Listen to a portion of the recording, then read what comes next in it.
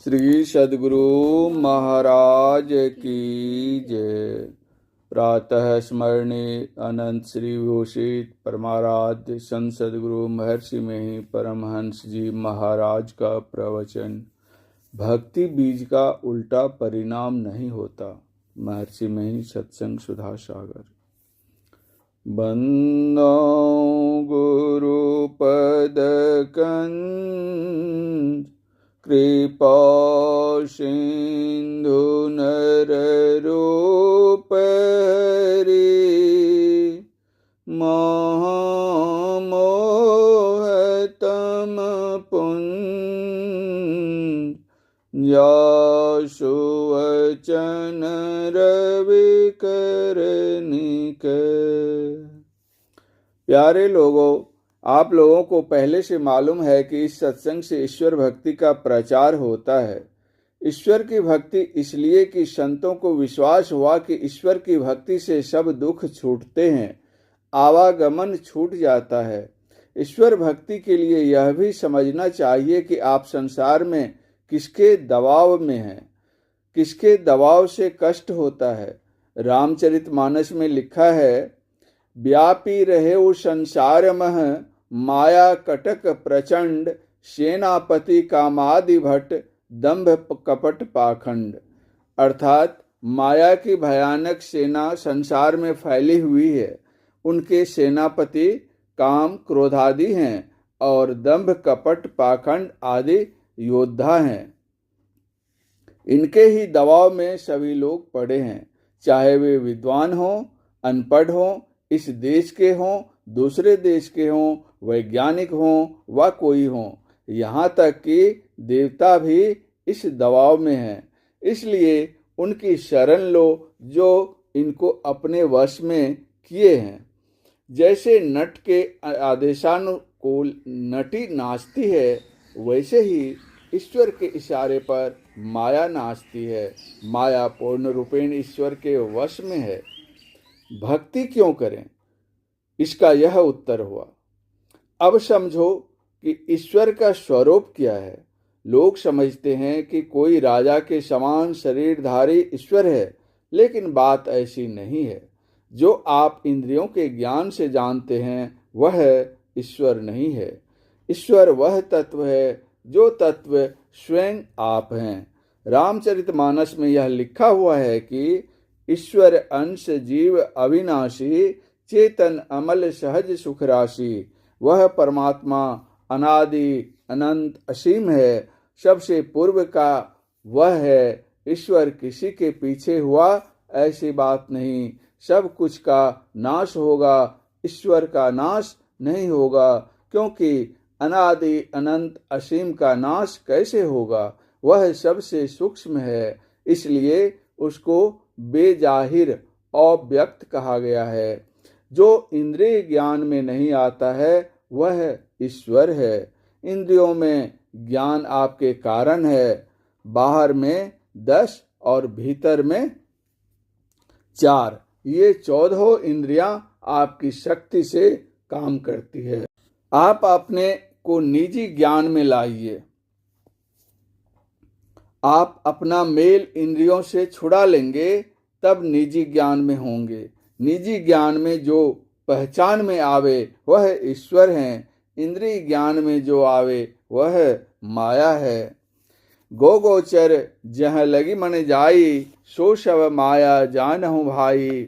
जैसे 4 रंग वाले 5 पहल वाली लालटेन के भीतर एक मोमबत्ती जला दीजिए तो शीशे के रंग के अनुरूप उसकी रोशनी बाहर निकलेगी।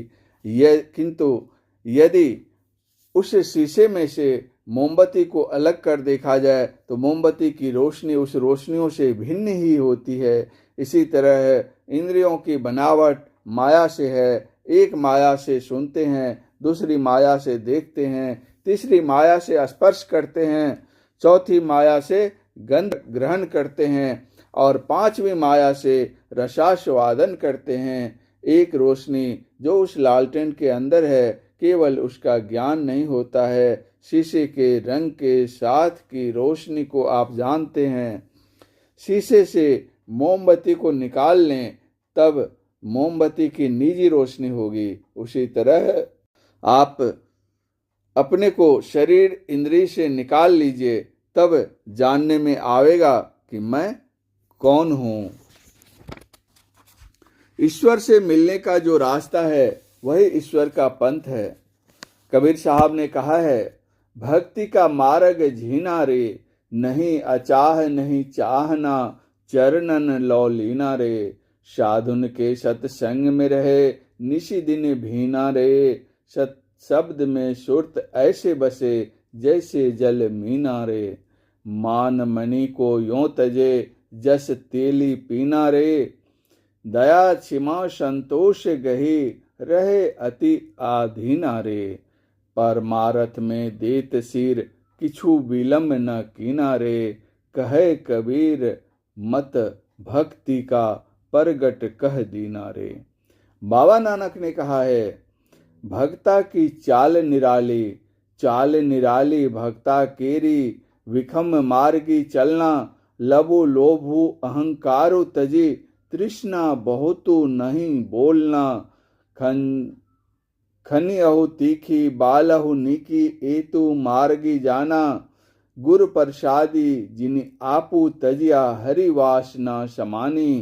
कहे नानक चाल भक्ता केरी, जुगहु जुग निराली। गोस्वामी तुलसीदास जी ने कहा है, रघुपति भगति करत कठिनाई। कहत सुगम करनी अपार, जानई सो जेहि बनि आई। जो जेहि कला कुशलता कह, सो सुलभ सदा सुखकारी। सफरी सन्मुख जल प्रवाह, सुरसरी बहई गज भारी। जो सरकरा मिलई सिकता मह, बल ते नहीं बिलगावे।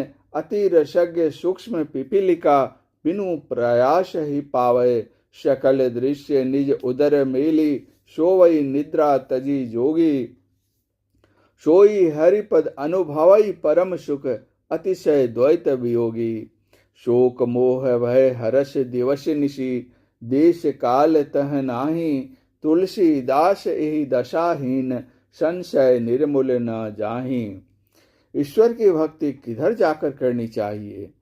बाहर बाहर यत्न करेगा तो इंद्रिय ज्ञान में रहेगा। इंद्रिय ज्ञान में रहने से माया के लोकों से नहीं छूटेगा। इसलिए इंद्रिय ज्ञान से ऊपर होना आवश्यक है। इसीलिए गोस्वामी तुलसीदास जी ने योग का संकेत किया है। पहले अपने को फैलाव से सिमटाव में लाओ, स्थूल को छोड़कर सूक्ष्मता की ओर ले जाओ। आपके अंदर सूक्ष्म रूप से जो चेतन धारा प्रवाहित होती है उसको पकड़िए। यह भौतिक विज्ञान की खोज से नहीं होगा, अध्यात्म विद्या में इसको खोजिए। इसका बहुत यत्न लोग बताते हैं, लेकिन थोड़ी ही दूरी जाने पर विविध उपाय छूटकर एक हो जाता है। मन आवे मन जाए, मन ही बटोरो रे। मन बुड़वे मन तारे, मन ही निहोरो रे। मन को बहुत समेटना होगा, इसलिए आसानी से समेटने के लिए कुछ जप करने कहा। फिर ध्यान में स्थूल और सूक्ष्म। सूक्ष्म में मन से कुछ बनाना नहीं होता। सूक्ष्म में सगुण और निर्गुण दोनों है। सगुण में वर्णात्मक और श्रवणात्मक शब्द है, लेकिन जो वर्णात्मक व श्रवणात्मक नहीं है वह ध्यान करते करते मालूम होता है, वह भी ईश्वर का नाम है। इसलिए अच्छी तरह ध्यान करना चाहिए। अपने मन से कुछ करने से नहीं होगा, गुरु से जानकर करो। गुरु का विश्वास शिष्य को और शिष्य का विश्वास गुरु को होना चाहिए, और दोनों का संग ऐसा कि कभी छूटे नहीं। संसार में आचरण कैसा होना चाहिए? निरत निरंतर सज्जन धर्मा। झूठ चोरी नशा हिंसा व्यभिचार का करने वाला सज्जन नहीं, इनसे जो छूटे रहते हैं वे सज्जन कहलाते हैं। उनका संग करो। पढ़े अनपढ़े, धनी निर्धन, ऊंचे कुल नीचे कुल आदि की इसमें कोई बात नहीं। जो अच्छी चाल चलन में रहते हैं, ध्यान करते हैं, वे अच्छे हैं। सदाचार का पालन कीजिए, सत्संग कीजिए और ध्यान कीजिए। भगवान श्री कृष्ण ने कहा कि योग के आरंभ का नाश नहीं होता, इसका स्वल्प अभ्यास भी महाभय से बचाता है, इसका उल्टा परिणाम नहीं होता। जब से भक्ति बीज पड़ गया तब से इसका आरंभ हुआ। भक्ति बीज का उल्टा परिणाम यह होगा कि विविध योनियों में जाना सो नहीं होगा।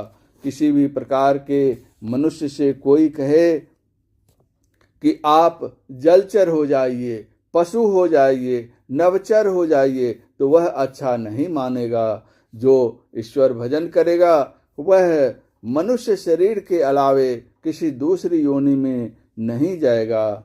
अर्जुन ने पूछा, हे श्री कृष्ण, श्रद्धा तो हो, परंतु पूरा प्रयत्न अथवा संयम न होने के कारण जिसका मन योग से विचल जावे, वह योग सिद्धि न पाकर किस गति को जा पहुंचता है।